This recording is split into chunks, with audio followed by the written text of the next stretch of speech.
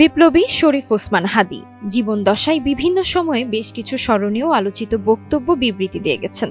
এর মধ্যে নিজের আকাঙ্ক্ষার কথা উল্লেখ করে এক বক্তৃতায় বলেন, রাজনীতিবিদদের মৃত্যু বাসায় হতে পারে না, এটা কোনো ভালো মৃত্যু না।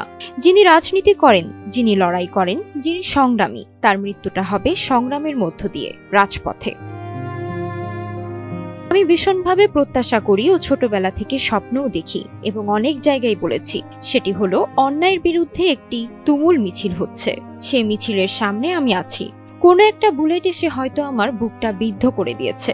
এই মিছিলে হাসতে হাসতে শহীদ হয়ে গেছি। আমি একটি ইনসাফের হাসি নিয়ে আল্লাহর কাছে পৌঁছাতে চাই। আমরাই নাম্বার ওয়ান। নাম্বার ওয়ান হচ্ছে মেরিল পেট্রোলিয়াম জেলি। বিপ্লবী শরীফ ওসমান হাদীর সেই ইচ্ছাই যেন পূরণ করলেন মহান আল্লাহ। এত বিশাল জানাজা এবং লাখো মানুষের ভালোবাসা কয়জনের ভাগ্যে জোটে? এমন সৌভাগ্য কয়জনের হয়?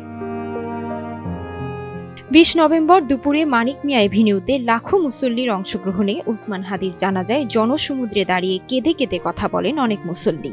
এটা জনসমুদ্র না বলে জনমহাসমুদ্র বলা যায়। অল্প বয়সেই শহীদ হাদী যা অর্জন করতে পেরেছেন তা কেউ 100 বছরেও অর্জন করতে পারে না।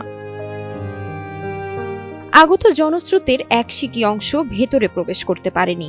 অগণিত মানুষ সংসদ ভবনের বাইরেই চারদিকের সড়কে জানাজায় অংশ নিতে দেখা যায়।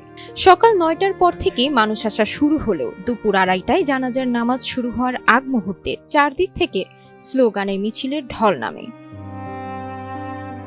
এতে শহীদ হাদীর জানাজাস্থল মানিক মিয়া এভিনিউতে, জাতীয় সংসদ ভবনের দক্ষিণ প্লাজা ও মানিক মিয়া এভিনিউয়ের আশেপাশের এলাকায় ইতিহাসের রেকর্ড জনমানুষের সমাবেশ ঘটে। এদিন দুপুর 2:35 দিকে জানাজার নামাজ শেষ হলে জনস্রোতের গন্তব্য পরিবর্তন হয়ে সব মিছিল ছোটে ঢাকা বিশ্ববিদ্যালয়ের দিকে। বিকেল 4:30 নাগাদ জনস্রোত সেদিকেই বইছিল।